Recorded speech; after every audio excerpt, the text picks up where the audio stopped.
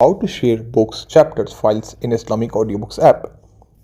This is the main screen of the application, and in the bottom center you can see the sharing icon. By clicking on it as seen here, you will get an option to share the complete application supported by majority of social networking platforms. Choose the one which is most convenient for you and share this application with your near and dear ones.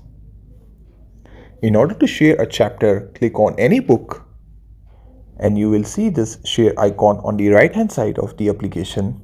By clicking on it, the similar screen for sharing will be popped up. Choose the platform you like and share the complete chapter.